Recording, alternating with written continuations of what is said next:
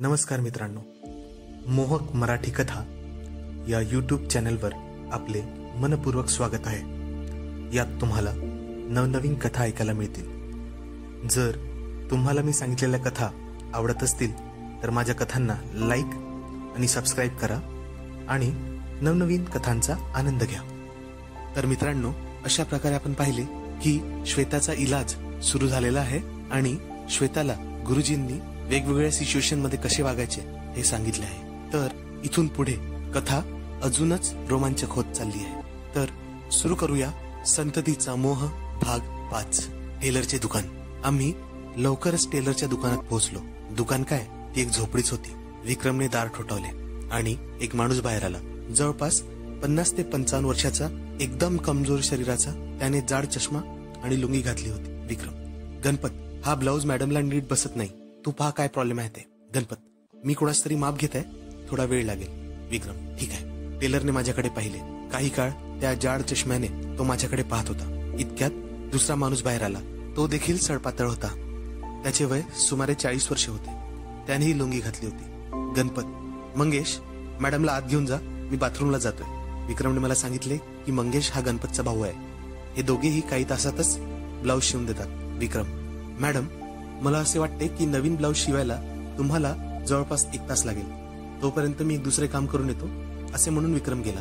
Mangesh: madam, चला माझ्या बरोबर। मंगेशचा आवाज खूप रफ आणि ॲरोगंट होता। इतर पुरुषांप्रमाणेच तोही माझ्या स्तनांकडेच पाहत होता। तो मला एका छोट्या खोलीत घेऊन गेला। उजव्या बाजूला एक शिलाई मशीन होते। डाव्या बाजूला एक लांब साडीचा पडदा बनवल्याप्रमाणे टांगण्यात आले होते। खोलीत कपड्यांचा ढीग होता। मला एका कोपऱ्यात एक मुलगी दिसली। सॉरी मॅडम, इथे खूप कमी जागा आहे। या मुलीचे माप घेऊन गणपत तुमचे सुद्धा काम करून देईल, तोपर्यंत तुम्ही स्टूलवर बसा। मंगेशने स्टूल माझ्या दिशेने हलवला, पण तो स्टूल त्याने हाताने पकडूनच ठेवला होता। जसे मी स्टूलवर बसले, माझ्या नितंबाचा काही भाग त्याच्या पोटांना लागला। मला त्याचा राग आला। तू असाच टेबल पकडून राहशील का? मॅडम, प्लीज रागू नका, हा स्टूल कमजोर आहे। कालच एक माणूस त्यावरून पडला, म्हणून मी धरून आहे। मला त्याची परिस्थिती पाहून खूप हसायला आले। मुलगी पण माझ्याकडे बघून हसली। मंगेशी दात दाखवत हसायला लागला, पण त्याने हात काढले नाही। आता मी अशाच प्रकारे स्टूलवर बसून होते। मी स्टूलच्या मध्यभागी बसण्याचा खूप प्रयत्न केला, तरीही त्याच्या बोटाचा काही भाग माझ्या नितंबाखाली अडकला। मंगेशला कसे वाटले मला माहित नाही, पण त्याने साडीच्या बाहेरूनही माझ्या गोल नितंबांच्या स्पर्शाचा आनंद घेतला असावा। त्याला जे काही जाणवले असेल, पण माझ्या नितंबाखालील त्याच्या बोटाच्या स्पर्शाने माझ्या हृदयाची धडधड वाढली। मी लगेच मंगेशला त्याचा हात काढायला सांगितले आणि मग मी व्यवस्थित बसले। आता मी त्या मुलीकडे पाहिले। तिने घागरा चोळी घातली होती। तिच्या पातळ चोळीत तिच्या निप्पल्सचा आकार स्पष्ट दिसत होता। तिने ब्रा घातली नव्हती। तो नालायक मंगेश त्या मुलीच्या छातीकडेच पाहत होता। माझा पदर थोडा सरकला होता आणि ब्लाऊजच्या 2 हुकमुळे मंगेशला माझे स्तन दिसत होते। मंगेश त्या मुलीकडे पाहत असेल हा विचार करून मी मंगेशकडे पाहिले, पण मला दिसले की तो नालायक माझ्याच छातीकडे पाहत होता। माझा पदर थोडा सरकला होता आणि ब्लाऊजच्या 2 हुकमुळे मंगेशला माझे स्तन दिसत होते। मी पटकन आपला पदर बरोबर केला आणि मंगेश बघत असलेला फ्री शो बंद केला। तोपर्यंत गणपत परत आला होता। मॅडम, तुम्हाला माझी परत थोडा वेळ वाट पाहावी लागेल। मी 5 मिनिटात तुमच्याकडे येईल। आता मी जे काही पाहिले असा घाणेरडा प्रकार मी कोणत्याच टेलरच्या दुकानात आजपर्यंत कधीच पाहिलं नव्हतं। मी तर पाहून शॉकच झाले। गणपत त्या ब्लाऊज शिवायला आलेल्या मुलीच्या जवळ गेला आणि आपल्या हातांनीच त्या मुलीचा सगळा माप घेतला। म्हणजे इंची टेप न वापरताच बोटांनी त्या मुलीचा माप घेतला। गणपत मुलीचे हात, खांदे, तिची पाठ, तिची काख, तिची छाती आपल्याच बोटांनी मोजत होता आणि मंगेश सर्व माप डायरीमध्ये लिहून ठेवत होता। गणपतने मोजमाप करताना त्या छोट्या मुलीच्या स्तनांना अनेक वेळा स्पर्श केला, परंतु ती मुलगी गप्प उभी होती, जणू ही काही नॉर्मल गोष्टच आहे। त्यानंतर गणपतने आपल्या अंगठ्याने मुलीचे निप्पल दाबले आणि आपले मधले बोट तिच्या स्तनांच्या कॉर्नर पर्यंत नेले आणि अशा प्रकारे त्यांनी तिच्या चोळीच्या कटोरीचा माप घेतला। तिचे काम संपल्यावर ती मुलगी निघून गेली। आता माझ्या मनात सुरू असलेला प्रश्न मी त्याला विचारला, गणपत, तुम्ही मोजमाप करण्यासाठी टेप का वापरत नाही? गणपत: मॅडम, मला टेपपेक्षा माझ्या हातांवर जास्त विश्वास आहे। मला 30 ते 35 वर्षाचा अनुभव आहे आणि माझ्या कस्टमरकडून फिटिंग बाबत काही कंप्लेंट आली असेल असे मला कधीच आठवत नाही। मॅडम, हे समजू नका की मी फक्त गावांच्याच बायकाचे कपडे शिवतो। मी शिवलेले कपडे शहरात पण जातात। 10 वर्षापासून तर मी अंडरगार्मेंट्स पण शिवतो। तेही आपल्या हातानेच मोजून. मॅडम, तो कपड्यांचा ढीग बघा.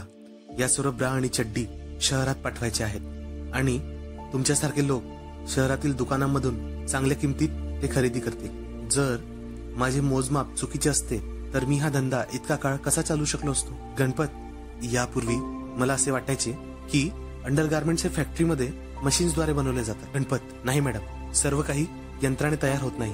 काही हाताने देखील बनवल्या जातात आणि या वेगवेगळ्या आकारांच्या ब्रा पॅन्ट्या मी वेगवेगळ्या महिलांच्या शरीराचा हातानेच माप घेऊन बनवले आहेत. मॅडम, तुम्ही तर शहरातून आलात म्हणून मला असे मोजमाप करताना पाहून तुम्हाला लाज वाटते, पण माझ्यावर विश्वास ठेवा, अशा प्रकारे शिवलेला ब्लाऊज खूप चांगल्या पद्धतीने फिट बसतो. टेप हा शरीर मोजण्याचा सर्वोत्तम भाग नाही. बोटे आणि हात अधिक चांगल्या प्रकारे आणि अधिक अचूकपणे मोजमाप करू शकतात.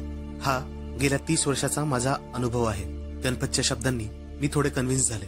सुरुवातीला जेवढं ऑकवर्ड वाटत होतं आता तसं वाटलं नाही, पण मी विचार केला 5 मिनिटाचा तर प्रश्न आहे, हे सुद्धा ट्राय करून बघू काय रिझल्ट येतात. ठीक आहे मॅडम, आता तुम्ही मला तुमची प्रॉब्लेम सांगा की तुमच्या ब्लाऊज मध्ये काय प्रॉब्लेम आहे. हा ब्लाऊज मी शिवला आहे. गणपत, आश्रमांच्या लोकांनी सांगितले आहे की या ब्लाऊजचा आकार 34 आहे, पण ब्लाऊजचे कप लहान आहेत. गणपत, मंगेश, मॅडमना 36 आकाराचा ब्लाऊज द्या. पण गणपत, मी तर 34 साईजचा ब्लाऊज घालते. गणपत, मॅडम, तुम्ही मला सांगितले होते की ब्लाऊजचे कप नीट बसत नाही, तर मला ते दुरुस्त करू द्या.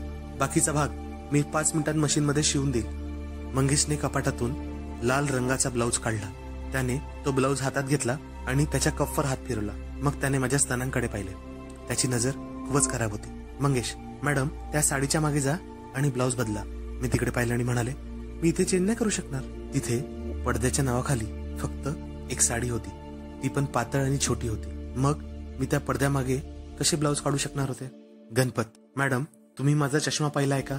इतक्या जाड चष्म्यामुळे मला काही फुटांच्या अंतरावरही स्पष्टपणे दिसत नाही. मॅडम, तुम्ही मोकळेपणाने तुमचे कपडे बदलू शकता. माझे डोळे खूप कमकुवत आहे. नाही, मला जमणार नाही, मी म्हटले. गणपत, मंगेश, आमच्यासाठी चहा घेऊन ये. गणपतने मंगेशला बाहेर पाठवून मला बोलायला काही चान्स ठेवलाच नाही. मी त्या पडद्यामागे गेली आणि भिंतीकडे तोंड करून ब्लाऊज काढायला सुरुवात केली. रूम छोटी असल्याने आमच्या दोघातील अंतर खूपच कमी होतं. आता मी 36 साईजचा ब्लाऊज घातला. तो बऱ्याच ठिकाणी लूज होता. आता मी पदर व्यवस्थित करून गणपत जवळ आली, पण त्याला ब्लाऊज दाखवायसाठी मला पदर काढावाच लागणार होता. मग मी नाईलाजाने इकडे तिकडे पाहिले आणि पदर खाली करून तशीच गणपत समोर उभे राहिले. गणपत, मॅडम, मला वाटते की तुम्ही साडी काढायला हवी, कारण तुम्हाला अचूक फिटिंगसाठी वारंवार ब्लाऊज बदलावा लागला तर साडी जमिनीवर पडून खराब होऊ शकते, कारण जमिनीवर खूप धूळ आहे. ठीक आहे गणपत. मंगेश तिथे नव्हता म्हणून मी साडी काढली. आश्चर्याची गोष्ट म्हणजे एखाद्या अज्ञात व्यक्तीसमोर साडी नसतानाही मला विचित्र वाटले नाही. कदाचित गणपतचे वय आणि त्याच्या जाड भिंगाच्या चष्म्यामुळे. तेवढ्यात चहा आला.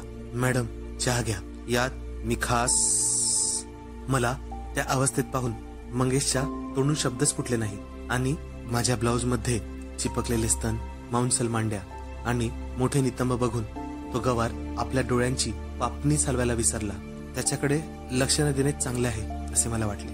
त्यांनी चहाचा ट्रे धुळीने भरलेल्या फरशीवरच ठेवून दिला. जमिनीवर केवळ धूळच नव्हती तर कीटकांनीही ती भरली होती. गणपत, तू ही खोली का स्वच्छ ठेवत नाही? काय करू मॅडम, आजूबाजूच्या शेतांमुळे खूप धूळ आणि किडे येतात आणि हा मंगेश एक नंबरचा कामचुकार आहे. गणपत, चहा घ्या मॅडम, मग मी ब्लाऊजची फिटिंग पाहतो. गणपतने चहाचा कप उचलला. जशी मी चहाचा कप उचलायला खाली वाकले तर लूज ब्लाऊजमुळे माझे स्तन आणि गल्ली दिसायला लागली. मी एका हाताने आपला गळा झाकला आणि दुसऱ्या हाताने कप उचलला. वर उभी होताना पाहिले तर मंगेश माझ्याकडे पाहून हसत होता, तेही अगदी नीच पद्धतीने. बास्टर्ड. मग मी चहा प्यायला सुरुवात केली. गणपत, ठीक आहे मॅडम, आता तुमच्या ब्लाऊजचं बघूया, हे म्हणत गणपत माझ्याकडे आला. गणपत माझ्यापेक्षा थोडा उंच होता, त्यामुळे त्याला माझ्या लूज ब्लाऊज मधून माझ्या स्तनाचा वरचा भाग दिसत होता. मॅडम, हा ब्लाऊज तर तुम्हाला फिटच येत नाहीये, थांबा मी चेक करतो. गणपत माझ्या शेजारी अगदी जवळ उभा होता. मला त्याच्या घामाचा वास येत होता. त्याने माझ्या डाव्या स्लीव्स मध्ये बोट टाकला आणि किती लूज आहे ते चेक केले. ब्लाऊजच्या कापडाला स्पर्श करताना तो हळुवारपणे माझ्या हातावर आपली बोटे फिरवत होता. गणपत, मंगेश, हात एक बोट लूज आहे, आता मला मागे तपासू द्या. मॅडम, तुम्ही मागे फिरा. मी मागे वळले तेव्हा मंगेशचा चेहरा माझ्याकडे वळला. मंगेश ओपनली माझे ताट स्तन पाहत होता. मी खूप नर्वस होते, पण काही करू शकत नव्हते. त्या छोट्याशा खोलीमध्ये मला घाम फुटला होता. मला ब्लाऊजच्या काख्यावर घामाचे ओले डाग दिसत होते. गणपतने अजूनही बॅक साईडने ब्लाऊज चेक केले नव्हते. तेवढ्यात तो बोलला, गणपत, मॅडम वाईट वाटून घेऊ नका, पण तुमची पॅन्टी ब्लाऊज पेक्षाही जास्त अनफिट आहे. काय? गणपत, मॅडम माझ्यावर रागू नका. लाईट तुमच्या पेटीकोटच्या आरपार जाऊन मला पेटीकोटच्या आत दिसले. खोटे वाटत असेल तर मंगेशला इकडे बोलून विचारून पहा. नाही, त्याची गरज नाही. मला तुमच्यावर विश्वास आहे. मला खात्री होती की टेलरने माझ्या पेटीकोटच्या आत पॅन्टी पाहिली असेल. लाजेने आपोआप माझे हात पाठीमागे गेले आणि मी माझ्या नितंबांना हातांनी झाकण्याचा प्रयत्न केला. पण तुला कसे माहित? गणपत, मॅडम अशी पॅन्टी तुम्ही कुठून विकत घेता जी मागून फक्त नाड्यासारखी दिसते? मी थोडा वेळ शांत होते. मला वाटलं की या म्हाताऱ्या माणसाला माझ्या अंडरगार्मेंटचा प्रॉब्लेम सांगण्यात काही चुकीचे नाही. या प्रॉब्लेमवर काही उपाय आहे का? मग मी सगळी लाज सोडली आणि गणपतला सांगितले की चालताना पॅन्टी मधोमध जमा होते. मी पॅन्टीच्या अनेक ब्रँड्स ट्राय केल्या, पण तसेच होते. गणपत, मॅडम तुमची प्रॉब्लेम दूरच झाली समजा. कपड्यांचा तो ढीग बघा, त्यात 50-60 पॅन्टी असते. मी शिवलेली कोणतीही पॅन्टी मधोमध जमा होत नाही. मंगेश, एक पॅन्टी आण, मॅडमला दाखवतो. त्या दोघांसमोर माझ्या पॅन्टी बद्दल बोलण्याने मला लाज वाटली, म्हणून मी टॉपिक बदलला. गणपत, आधी ब्लाऊज ठीक करा. आणखी किती वेळ मी अशीच उभी राहणार? ठीक आहे मॅडम, आधी मला तुमच्या ब्लाऊजची फिटिंग करू द्या. मग त्याने माझ्या मानेच्या मागून एक बोट आत टाकून ब्लाऊजवर ओढले. त्याच्या गरम श्वासाला माझ्या पाठीवर मी फील करू शकत होते. माझे निप्पल एकदम कडक झाले. मी माझी पोझिशन बदलली. त्यालाही माझ्या नितंबाचा स्पर्श जाणवला असावा. मी लगेच पुढे झाले. मला आश्चर्य वाटले की या वयात सुद्धा त्याचा लंड इतका कडक जाणवत आहे. मला तर हसायलाच आले. गणपत, मंगेश ब्लाऊज मागूनही 2 बोटे लूज आहे. मग गणपत माझ्या समोर आला आणि ब्लाऊजकडे पाहू लागला. त्याच्या एवढ्या जवळ आल्याने माझा श्वास वाढू लागला. माझे स्तनही वर खाली होऊ लागले. ब्लाऊजची फिटिंग पाहण्यासाठी तो माझ्या स्तनांच्या आणखी जवळ आला आणि मला माझ्या स्तनांवर त्याचा गरम श्वास फील झाला. गणपत, मॅडम ब्लाऊज समोरून खूप लूज आहे. गणपत आपल्या बोटांनी माझा ब्लाऊज ओढत म्हणाला, मॅडम तुम्ही हात वर करा. जसे मी हात वर केले तसे माझे स्तन आणखी समोर येऊन टाईट झाले आणि माझी काख आणि त्या काखेतील घाम यांना दिसू लागला. त्या दोघांसाठी हे दृश्य खूपच मादक असावे, कारण मंगेशचा चेहराच ते सांगत होता. आता त्याने आपली करंगळी माझ्या स्तनांच्या कोपऱ्यात आणि अंगठा माझ्या निप्पलवर ठेवला. माझे शरीर सळसळायला लागले. हा माणूस माप घेण्याच्या नावाखाली माझे स्तनच दाबत होता. गणपत, मॅडम तुमचा ब्लाऊज किती फिट ठेवायचा आहे? मी म्हटलं अजून थोडा. मॅडम आता मी माझ्या हाताची कटोरी बनवून तुमच्या स्तनांवर ठेवणार आहे, म्हणजे मला कळेल की साईज काय ठेवायचा आहे. हा तर उघड माझे बॉलच दाबायचा विचार करत आहे. जर दुसरा कोणी असता तर मी त्याच्या कानाखालीच मारली असते. मी त्याला म्हटले, हाच उपाय आहे का? तो म्हटला, हो मॅडम माझी हीच पद्धती आहे. जर तसे केले नाही तर ब्लाऊजची फिटिंग बरोबर होणार. पण मी त्याला म्हटले की अशा हाताने मोजण्यात कम्फर्टेबल नाही, कृपया टेपनी मोजा. माझ्या आग्रह केल्यानंतर नाईलाजाने का होईना गणपत त्यासाठी रेडी झाला आणि मी सुटकेचा निश्वास सोडला. अचानक मंगेशने आरडाओरडा करत माझ्या दिशेने उडी मारली. गणपतनी 2-3 पावले मागे जाऊन माझा हात ओढला आणि मला सुद्धा मागे खेचले. मी मागे वळून पाहिले तर एक सापाची जोडी होती. गणपत ओरडला, कोणी आपल्या जागेवरून हलणार नाही. सापांचा जोडा तिथे दाराजवळच उभा होता. तो आत आला असता तर तिथून पळून जायलाही जागा नव्हती. इतक्या जवळून मी सापांना पहिल्यांदाच पाहिले होते. मला खूप भीती वाटत होती, पण गणपत शांत होता. काही काळ गणपतनी सापांना पळून लावण्याचा प्रयत्न केला. त्याने त्यांच्या दिशेने काहीतरी फेकले. नंतर कापड हलवून त्यांना पळून लावण्याचा प्रयत्न केला, परंतु साप काही हल्ले नाही. गणपत, आता एकच मार्ग आहे, सापांना दूध पाजावे लागेल, तरच ते आपला रस्ता सोडतील. मंगेश, पण मी दूध घेण्यासाठी बाहेर कसं जाऊ? दारावर तर साप आहे. होय, कोणी जाऊ शकत नाही. आता काय करावे? गणपती थोडा विचार केल्याने तो म्हणाला, मॅडम आता फक्त तुम्हीच आम्हाला या संकटातून वाचू शकता. मी काय करू? मॅडम तुमच्याकडे नॅचरल दूध आहे, कृपया थोडे दूध काढून सापांना द्या, साप निघून जातील. मी अवाक झाले. या हलकट म्हाताऱ्याचा बोलण्याचा अर्थ काय? मी माझ्या स्तनातून दूध काढून सापाला देऊ? गणपत, मॅडम शांत मनाने विचार करा. दूध प्याल्यानंतरच हे साप निघून जातील. तुम्हाला तुमच्या स्तनातून दूध काढण्यासाठी फक्त 2 मिनिटे लागतील. मंगेश, मॅडम ही एक छोटी वाटी आहे, त्यात दूध काढून द्या. अरे पण मला अजून मूल झाले नाही, तर कदाचित तुम्हाला समजेल. गणपतला समजले की मला दूध नाही, पण मंगेश माझ्या मागेच लागला होता. तो म्हणाला की मी असं ऐकले की जर खूप चांगल्याने स्तन चोखले, मूल नसणाऱ्या स्त्रीला पण दूध येऊ शकतं. काय पण काय? हा मूर्खपणा थांबव प्लीज. मी मंगेशवर ओरडले. गणपत, मंगेश काही बोलू नको. तुला काय म्हणायचे आहे? जर तू मॅडमचे स्तन चोखले तर दूध बाहेर येईल. मॅडम प्रेग्नेंट असेल तेव्हाच दूध निघू शकते. अजून ती गर्भवती नाही. मला खूप एम्बॅरेस झाल्यासारखे वाटत होते. मंगेश नॉर्मल अर्थाने बोलला होता, पण गणपत थेट माझ्याबद्दल असे बोलला. लाजेने मी गणपतकडे पाहू शकले नाही. भीती आणि शरीराच्या वाढलेल्या गरमीमुळे मला इतका घाम फुटला होता की माझे ब्लाऊज ओले झाले होते आणि आता माझी आतून पांढरी ब्रा दिसत होती. पेटीकोटही माझ्या मांड्यावर घामाने चिकटला होता. माझ्या मांड्या दिसू लागल्या होत्या. मी हाताने पेटीकोट ओढला आणि मांडीपासून वेगळा केला. मंगेश, आता काय करायचे? गणपत, ओ मला समजले मॅडम, आता शेवटचा एकच उपाय आहे. गणपत, मंगेश लक्ष देऊ नये, आता तूच आपल्याला वाचू शकतो. माझ्यासारखे मंगेशलाही काही समजले नाही. गणपत थोडा गप्प राहिला. यावर उपाय काय असेल याचाही मी विचार करत होते. गणपत, मॅडम आपल्याकडे दूध नाही, पण दुधाप्रमाणे पांढऱ्या पाण्याने आपण सापांना मूर्ख बनवू शकतो. साप त्यात फरक समजू शकणार नाही. मंगेश, तू मूठ मारून आपले वीर्य या भांड्यात काढ आणि हे भांडे आपण सापासमोर ठेवू. खोलीत एकदम शांतता पसरली. गणपतचा उपाय तर ठीक होता, पण त्या छोट्या खोलीत एक अनोळखी माणूस माझ्यासमोर मूठ मारेल ही माझ्यासाठी खूप अनकम्फर्टेबल करणारी गोष्ट होती.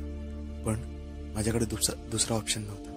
सापांपासून मुक्त कसे व्हायचे, फक्त हाच एक विचार माझ्या डोक्यात होता. ही आयडिया कामात येईल का? मी गणपतला विचारले. माहित नाही मॅडम, आपल्याकडे दूध नाहीये आणि आता आपल्याकडे हाच एक ऑप्शन आहे. मंगेश, चल लवकर लवकर आटोप, साप आपल्याकडे कधी येऊ शकतात. मंगेश, अरे असं कसं मी एकदम करू? मला काहीतरी डोक्यात विचार आणावा लागेल ना. मी त्याच्याकडे पाहून हसले. मंगेश म्हणाला, मॅडम, या म्हाताऱ्या माणसाला आठवतही नसेल की त्यांनी याआधी कधी मूठ मारली होती आणि मला म्हणताय की लवकर लवकर कर. मी पुन्हा त्याच्यावर हसले. वातावरण असे होते की एकीकडे सापाची भीती, दुसरीकडे या फालतू गोष्टी घडत होत्या. पण या सगळ्यात मला उत्तेजना येत होती. कदाचित आश्रमातील औषधांमुळेच ते असेल. आता मंगेश मूठ मारणे सुरू करणार होता. माझे हृदय जोरजोरात धडधडायला लागले आणि माझे निप्पल ताट झाले. मंगेशने भिंतीकडे तोंड केलं, आपली लुंगी काढली आणि तो जोरजोरात मूठ मारू लागला. थोड्या थोड्या वेळाने मागे वळून तो सापांकडे सुद्धा पाहत होता. मंगेश, यार मी काही करू शकत नाहीये. मला सापांची भीती वाटते, त्यामुळे माझा लंडच उभा राहू शकत नाही. गणपत, आता काय करायचे मॅडम? मला काहीच बोलायचे नव्हते. गणपत, बघ मंगेश, एक काम कर, तू मॅडमकडे पाहून हलवायचा प्रयत्न कर. काय? मी जोरात ओरडले. गणपत, मॅडम, जर तुम्हाला पाहून त्याचे काम होत असेल तर प्लीज पाहू द्या ना. आपल्याला फक्त पांढरं पाणी पाहिजे. पण हे पूर्णपणे चुकीचे, मी म्हटले. मला इतकी लाज वाटली की माझ्या तोंडातून आवाजच निघत नव्हता. गणपत, मॅडम प्लीज मदत करा. जर तुम्हाला खूप लाज वाटत असेल तर तुम्ही भिंतीकडे तोंड करा. मंगेश तुम्हाला मागून पाहून हलवून घेईल. नालायक मंगेश निर्लज्जपणे हसत होता. माझ्याकडे ऑप्शन नसल्याने मी माघार घेतली आणि भिंतीकडे वळले. अशी सिच्युएशन मी यापूर्वी कधीच फेस केली नव्हती. मला माहित नव्हतं की आता काय करायचे. रस्त्याने चालताना अनेक लोक माझ्या नितंबाकडे आणि स्तनांकडे पाहत होते. ते माझ्यासाठी नॉर्मल होतं, पण कुणी मुद्दाम जाणीवपूर्वक माझ्या शरीराकडे पाहत आहे आणि मी त्याला पाहू देत आहे असे कधीच झाले नव्हते. मंगेश माझ्या टाईट नितंबाकडे पाहत होता. टेन्शन मध्ये माझी पॅन्टी पण पेटीकोटच्या आतमध्ये फसून गेली होती आणि तो गवार माझ्याकडे पाहून मूठ मारत होता. ते सुद्धा माझी परमिशन घेऊ. मंगेश, मॅडम तुम्ही मागून खूप सुंदर दिसत आहात. गणपत, मंगेश बरोबर आहे, तुम्ही मागच्या बाजूने खूपच आकर्षक दिसतात. आता गणपतही मंगेश बरोबर माझ्या शरीराची तारीफ करत होता. मी काय म्हणणार, प्लीज लवकर करा, एवढेच बोलले. थोड्या वेळाने, मॅडम मी अजूनही काही करू शकत नाही. हे साप आपली मान वर काढत आहे आणि हलवत आहे, त्यामुळे माझे लक्ष विचलित होत आहे. आता मी काय करू? मला खूप राग येत होता. मंगेश तू मॅडमच्या जवळ जा, मी सापांकडे बघतो. मॅडम प्लीज थोडी मदत करा. आता मी काय करू? गणपत, मॅडम तुम्ही खूप काही करू शकता. आता तुम्ही फक्त एखाद्या मूर्तीसारखे शांतपणे उभे आहात. जर तुम्ही थोडे सपोर्ट केले, म्हणजे जर तुम्ही तुमची कंबर थोडी हलवली तर मंगेशला सोपं होईल. मॅडम तुम्ही भिंतीवर हात ठेवा आणि एखाद्या डान्सर सारखी थोडीशी कंबर प्लीज हलवा ना. साप बाहेर उभे आहे आणि आपण मंगेशला मूठ मारायला लावतोय, त्यामुळे ते त्याला शक्य होत नाहीये. अरे देवा, मी कुठे फसले? मग काय, मी आपले दोन्ही हात भिंतीवर ठेवले आणि माझे नितंब थोडे बाहेर काढले आणि मग आपली कंबर आणि नितंब गोलाकार हलवायला लागली. मला एकदम शाळेत केलेल्या डान्सची आठवण झाली.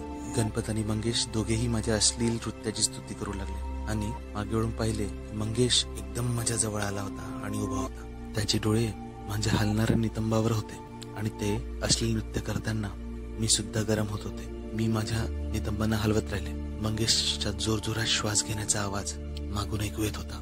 आता मी स्वतः उत्तेजित झाले होते. माझे स्तन ताणले होते. माझ्या योनीमधून पाणी निघायला आले होते. माझ्यासाठी ही थोडी ऑकवर्ड पण खूप कामुक सिच्युएशन होती. मी मागे वळून पाहिले.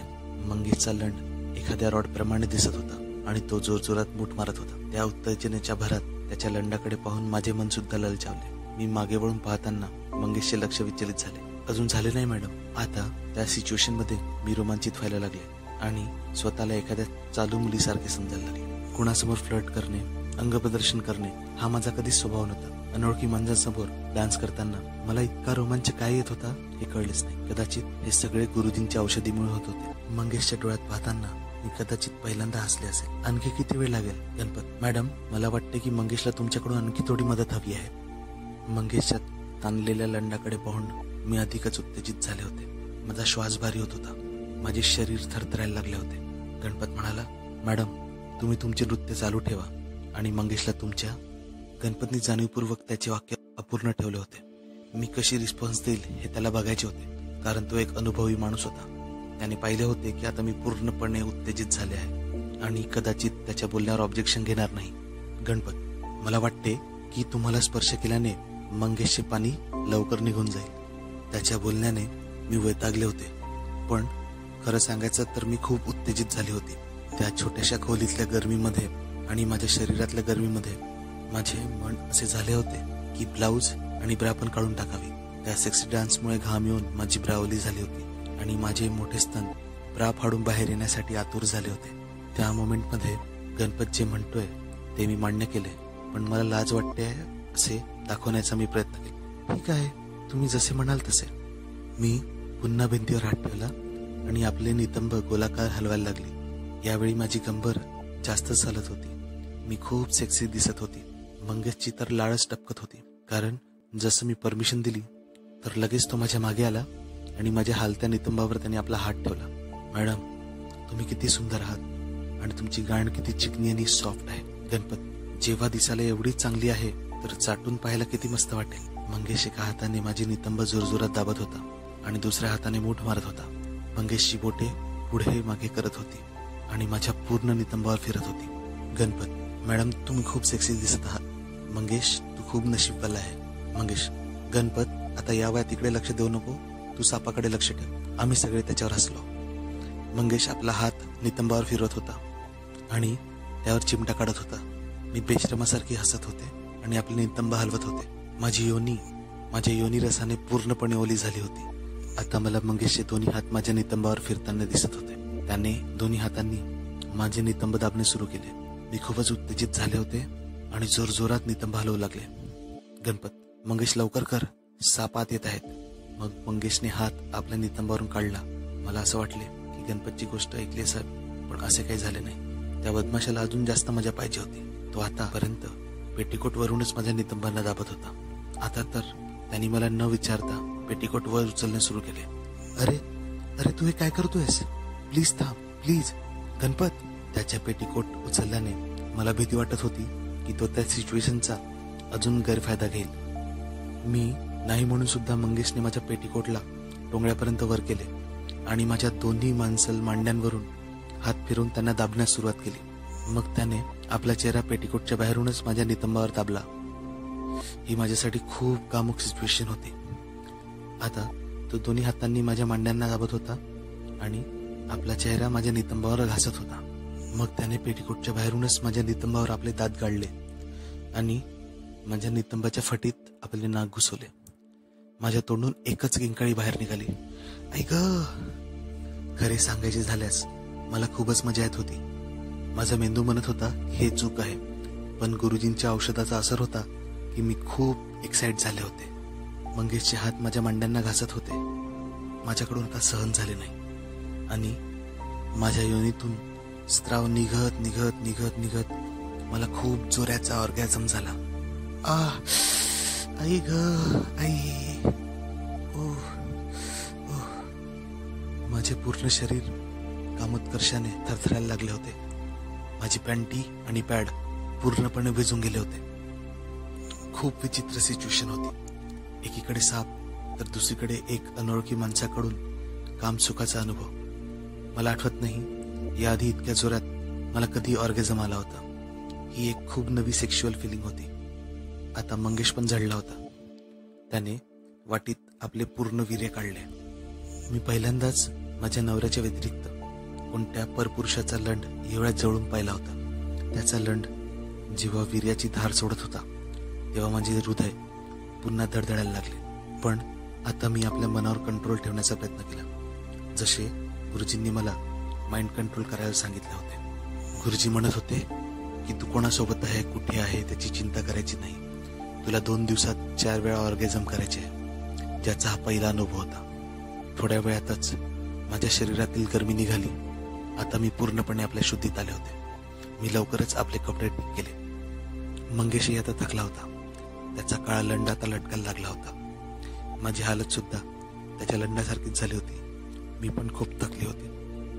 गणपतनी ती वाटी मंगेशकडून घेतली आणि सापांपासून काही अंतरावर ठेवली. मला आश्चर्य वाटले की सापाने आपले डोके त्यात टाकले आणि थोड्या वेळाने दोघेही दरवाजातून निघून गेले. साप गेल्यावर आम्ही सुटकेचा निश्वास सोडला.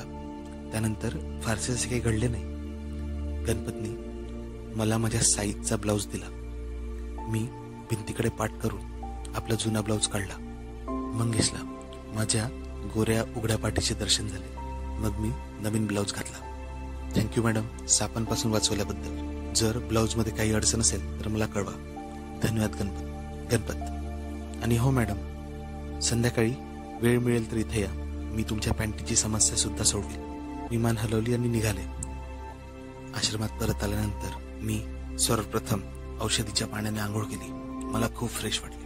आंघोळ करण्यापूर्वी सुदेश आला आणि तो माझे पॅड घेऊन गेला, जे मी पॅन्टीमध्ये घातले होते, कारण ते पॅड त्यांना गुरुजीला दाखवायचे होते. सकाळी जे काय झाले त्यामुळे मी एवढी थकले होते की मला कधी थोडी झोप लागली मला कळलेच नाही. सायंकाळी 5 वाजता जवळपास मेघाने दरवाजा वाजवला. मॅडम, इथे बाजूच्या गावात एक जत्रा भरते, तुम्हाला जायचे आहे का? लवकर परत येऊन जा. मेघाचे बोलणे मला पटले आणि मी तिला हो म्हटले. मेघा, ठीक आहे मॅडम, हे नवीन पॅड घ्या आणि औषध घेण्यात विसरू नका. 5 मिनिटांनंतर मी विक्रमला पाठवेन. मी दरवाजा बंद केला आणि बाथरूममध्ये गेले आणि पॅड घातले. साडी घालून मी रेडी झाले. तोपर्यंत विक्रम आला होता. विक्रम, मॅडम, जत्रा थोडी दूर आहे, आपण पायी जाऊ शकणार नाही. मग आपण कसे जाणार? मॅडम, मी बैलगाडी बोलवली आहे, आपण बैलगाडीने जाऊ. मी कधीही बैलगाडीत बसले नव्हते, त्यामुळे मी त्यात बसायला एक्सायटेड होते. थोड्या वेळाने बैलगाडी आली. आम्ही त्यात बसलो. गावातील कच्चा रस्ता असल्याने बैलगाडी खूप स्लो जात होती. आजूबाजूचे वातावरण खूप सुंदर होते. हिरवळ खूप मोहक वाटत होती. थंड वाऱ्याची झुळूकही येत होती. अर्धा तास उलटून सुद्धा जेव्हा मी तिथे पोहोचलो नाही तेव्हा मी विचारले, आणखी किती वेळ लागेल? मॅडम, फक्त अजून 15-20 मिनिटं लागतील, विक्रमने सांगितले. सुरुवातीला बैलगाडीत बसणे खूप चांगले वाटत होते, पण आता माझे गुडघे आणि पाठ दुखायला लागली होती. बैलगाडीत जास्त जागा नव्हती, त्यामुळे विक्रमही मला चिकटून बसला होता. कच्चा रस्ता असल्यामुळे बैलगाडी वर खाली होत होती, त्यामुळे माझे स्तन देखील खूप उसळत होते. मी लाजेने साडीचा पदर आपल्या ब्लाऊजवर चांगल्या प्रकारे गुंडाळला आणि खोचून टाकला. 1 तासानंतर आम्ही बाजारात पोहोचलो. बैलगाडीतून उतरल्यानंतर माझी कंबर आणि नितंब आणि गुडघे खूप दुखत होते.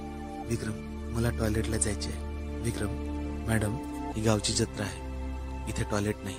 जायचे असल्यास पुरुष कुठेही रस्त्याच्या कडेला जातात आणि महिला दुकानांच्या मागे जातात. मी द्विधा मनस्थितीत होते. मला विक्रमला सांगायचे नव्हते की मला टॉयलेट नाही, तर मला आपली बॉडी स्ट्रेच करायला जायची. मॅडम, मी इथे उभा आहे, तुम्ही त्या दुकानाच्या मागे जा आणि करून या. इथे? मी इथे कशी जाऊ? मी काय लहान मुलगी आहे का? फ्रॉकवर केल्याने झालं. दुकानाच्या मागे एक छोटं झुडपही नव्हतं ज्यात काही झाकता आलं असतं. संध्याकाळ झाली होती पण अंधार पडलेलं नव्हतं. नाही, मी असं नाही करू शकत. चल, आपण जत्रेतच जाऊया. आम्ही दुकानांकडे वळलो. जत्रेत अनेक दुकाने होती आणि गावकऱ्यांनी खूप गर्दी केली होती. जत्रा फिरायला आम्हाला 1 तास लागले. गर्दीमुळे विक्रम अगदी मला चिपकून चालत होता. चालताना विक्रमच्या कोपऱ्यांनी माझ्या स्तनांना अनेक वेळा स्पर्श केला. सुरुवातीला मी ते टाळण्याचा खूप प्रयत्न केला, परंतु गर्दीमुळे त्याचा हात मला टच होत आहे असे मला वाटत होते. पण काही वेळाने जाणवले की विक्रम जाणीवपूर्वक माझ्या स्तनांवरून हात फिरवत आहे, कारण जिथे गर्दी कमी होती तिथेही त्याचे कोपर माझ्या स्तनांवर घासले जात होते. त्याच्या स्पर्शाने मला थोडी मजा देखील येत होती, पण वाटत होते की विक्रम इतक्या लोकांसमोर खूप जास्तच करते, कारण समोरून येणाऱ्या लोकांना ते सगळं दिसत होतं. पण त्याच्या अशा प्रकारे कोपर घासल्याने माझे स्तन कडक झाले आणि गरम होऊ लागले होते. त्यालाही खूप मजा येत होती. अशा प्रकारे एखाद्या महिलेचे स्तन दाबण्याचा चान्स रोज रोज थोडीच मिळतो. मग आम्ही एका दुकानासमोर थांबलो आणि इयरिंग्स पाहू लागलो. विक्रमही माझ्या मागे उभा राहिला. विक्रम, मॅडम, हे तुम्हाला खूप चांगले दिसते असे म्हणत त्याने मला एक इयरिंग आणि नेकलेस दिले.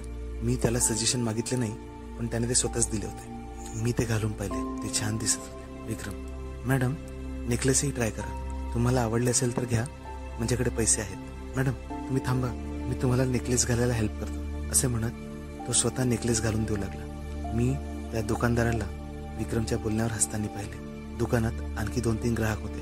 त्यांनीही आमच्याकडे पाहण्यास सुरुवात केली. विक्रम आता ओव्हर करत होता, ते देखील सर्वांसमोर. नेकलेस घालण्याच्या बहाण्याने त्याने मला मागून मिठीच मारली आणि नेकलेस समोरून ठीक करण्याच्या बहाण्याने ब्लाउजवरून माझ्या स्तनांवर हात फिरवला. दुकानदार आणि त्याच्या ग्राहकांचे लक्ष आमच्यावर होते आणि त्यांनी विक्रमला माझ्या स्तनावर हात फिरवताना देखील पाहिले होते. त्या सर्वांसमोर अशा वाईट पद्धतीने वागल्याबद्दल मला वाईट वाटले की लोक माझ्याबद्दल काय विचार करत असतील. मग विक्रमने दुकानदाराकडून आरसा घेतला आणि खूप चतुराईने आरशात नेकलेस दाखवण्याच्या बहाण्याने माझ्या छातीसमोर आरसा ठेवत 3-4 वेळा पुन्हा माझे स्तन दाबले. विक्रम, हा नेकलेस अधिक चांगला आहे. तुम्हाला काय वाटते मॅडम?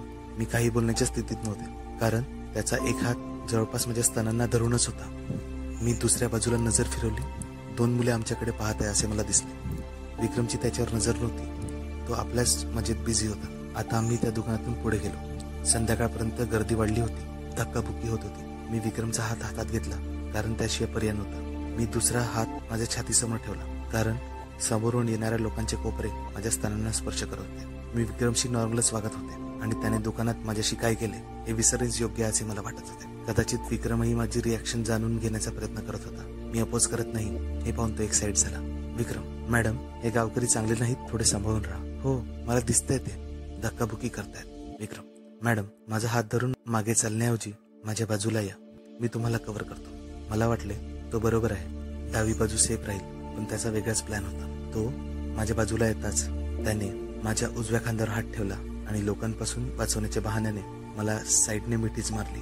मी चालत असताना माझे संपूर्ण शरीर त्याच्या अंगाला स्पर्श करत होते. त्याच्या डाव्या हाताची बोटे माझ्या उजव्या स्तनांच्या काहीच इंचीवर होती. हळूहळू त्याचे हात सरकू लागले. नंतर त्याची बोटे माझ्या स्तनांना स्पर्श करू लागली. आता तर त्याने उजवा स्तन त्याच्या हाताच्या तळव्याने पकडला. यावेळी तो खूप कॉन्फिडंट होता आणि चालत असताना आरामात माझ्या स्तनांची मालिश करत होता. विक्रमच्या बोटांनी माझ्या स्तनावर मालिश केल्याने मी एक्साइट होऊ लागले. काही काळ असेच चालू राहिले. आता तो जोरजोरात माझे स्तन दाबत होता. मग त्याच्या बोटांनी ब्रा आणि ब्लाउजच्या बाहेरून माझे निप्पल शोधायचा प्रयत्न केला. मी पाहिले की समोरून येणाऱ्या लोकांचे डोळे फक्त विक्रमच्या हात आणि माझ्या स्तनावरच होते. आता लिमिटच्या बाहेर झाले होते. विक्रम सर्वांसमोर असे वागत होता. मी त्याच्या स्पर्शाचा आनंद घेत होते आणि माझी योनी सुद्धा ओली झाली होती. परंतु सर्वांसमोर असे उघडपणे हे करणे ठीक नव्हते. सकाळी जेव्हा मी टेररच्या दुकानात बेशरम झाले तेव्हा एका खोलीत आम्ही होतो. मोकळी जागा नव्हती. मला विक्रमला थांबावं लागलं. विक्रम, प्लीज ठीक राहा. सॉरी मॅडम, पण तुम्हाला गर्दीपासून वाचवण्यासाठी मी हे करतोय, नाहीतर लोक तुमच्या शरीरावर धडकतील. विक्रमने चांगलाच बहाणा बनवला होता. मी वाद घालण्याच्या मूडमध्ये नव्हते, पण उत्तेजित झाल्यानंतर मला खूप जोराची सू आली होती. तर मित्रांनो, बघा आता कथा कशी रंगत चालली आहे. अजून पुढे पुढे काय काय होते हे बघण्यासाठी आमच्या चॅनलला सबस्क्राईब करा. तुम्ही लाईक सबस्क्राईब केले तर आम्ही लवकरात लवकर नवनवीन एपिसोड टाकू शकतो.